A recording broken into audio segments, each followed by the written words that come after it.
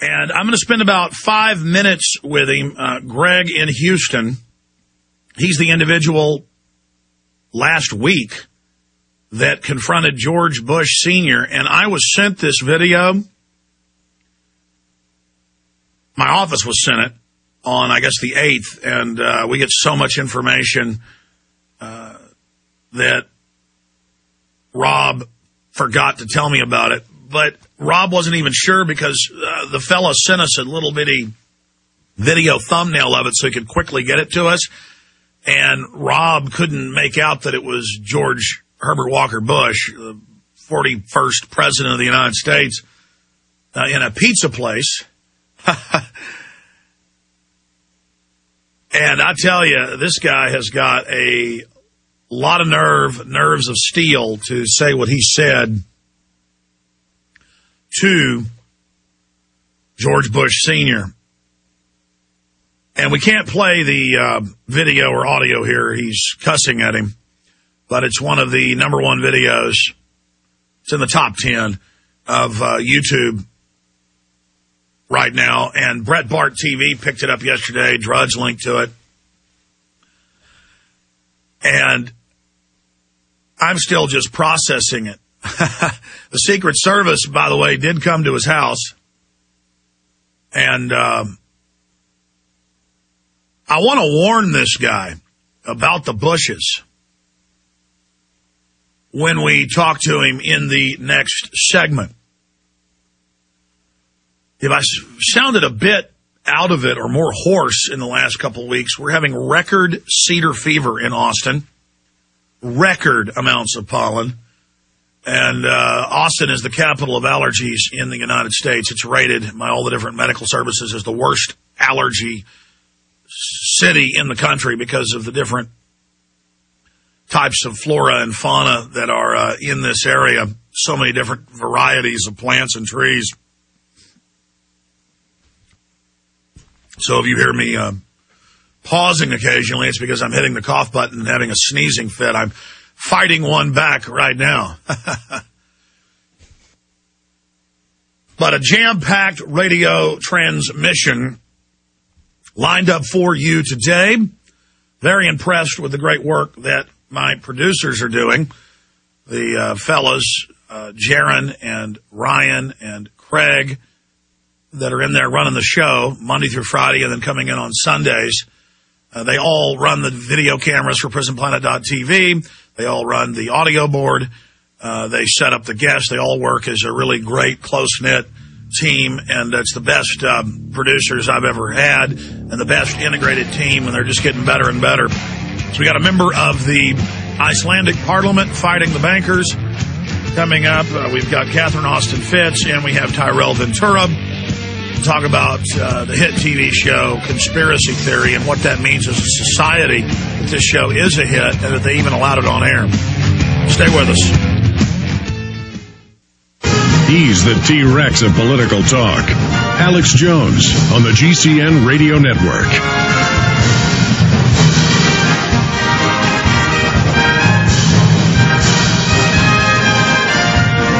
Coming up in the third hour, Brigitte Jones-Duttier, or Jones' daughter, one of the leaders in the Icelandic Parliament against the hostile banking takeover of their entire nation.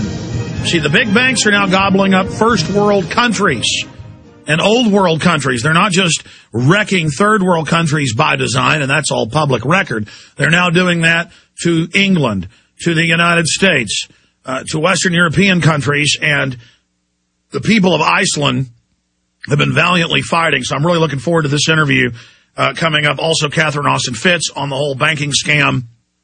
And the latest on Bankstergate with little Timmy Geithner in danger of being criminally indicted. That's in the last hour. Tyrell Ventura, son of Jesse Ventura. We'll talk about, is his dad going to run for president in 2012?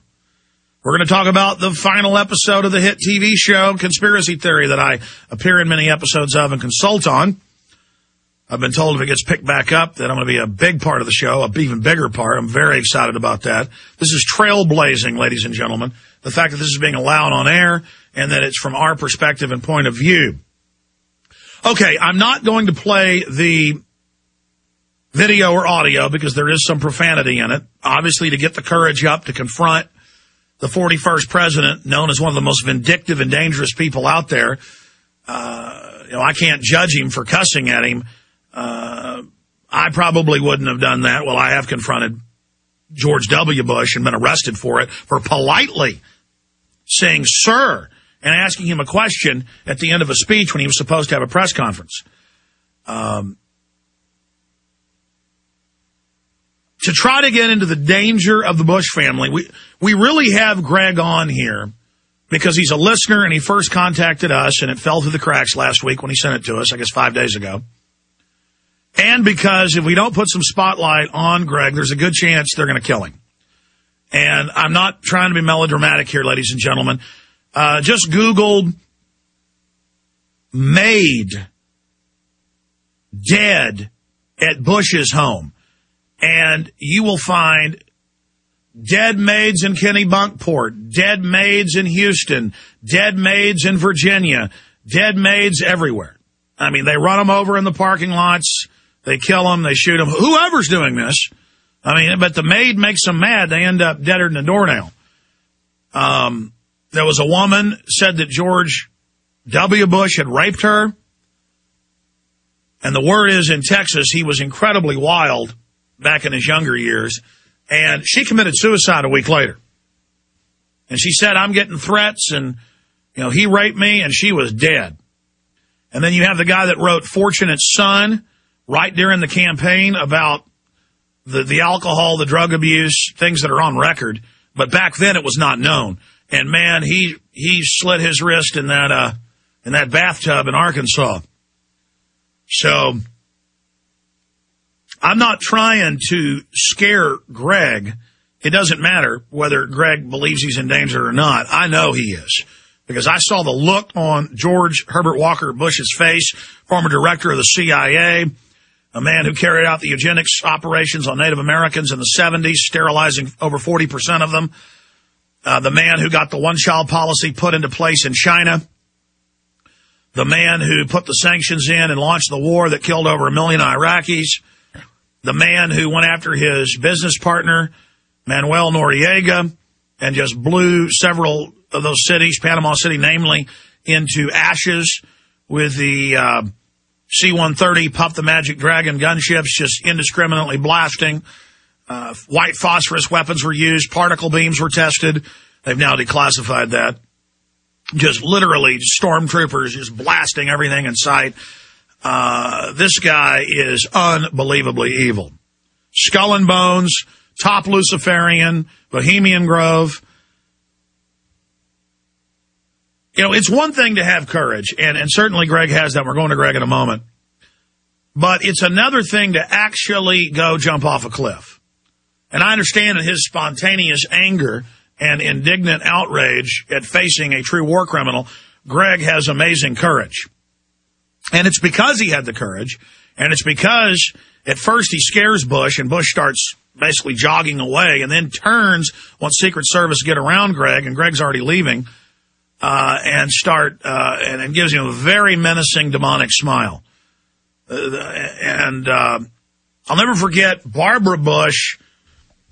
Had to be 2002 on Larry King Live. We wrote an article on it at Infowars.com and linked to a video of it. The video's since gone dead on whatever video service it was. But the point is, I'm sure somebody can find it. It was Barbara Bush, former First Lady, on Larry King Live. And he said, what do you think about your family being in the news? What do you think about, is that fair for the tabloids to cover your granddaughters? He didn't mention falling down drunk in Austin or demanding margaritas when they're 19 years old at Chuy's, Mexican food restaurant. By the way, they then persecuted Chuy's, even though Chuy's had nothing to do with it. It was the waitress. And I happen to know the whole inside scoop on that. I happen to know that some of the owners of Chuy's, but I'll just leave it at that. The point is, I've talked to some of the other waiters and managers, people that work there. I've seen the persecution from all sides with that. One time I was with Kevin Booth at his wife's birthday party at City Grill Steakhouse. And by then, I think, the twins had turned 21. And I come walking in, and we're going to you, Greg. I just want to finish this story. we come walking in, and I see federal marshals at the door. And they said, hey, Alex, I'm a fan of your show. I was listening today. And they had been listening. He told me about the show. And I said, what are you here for? And he said, I can't tell you. You'll probably notice. You'll probably understand. Well, guess what? Out of the big restaurant, they set us right next to the Bush twins, the daughters, W's girls, and with these two heavy metal guys they were with. And they were drinking quite a bit. And Kevin Booth goes, I'm going to my car to get my video camera. And I grabbed him by the arm. I said, don't do it. And he kept getting up to go do it. And I said, Kevin, these people just launched anthrax attacks on American media because they took photos of them drunk in Austin.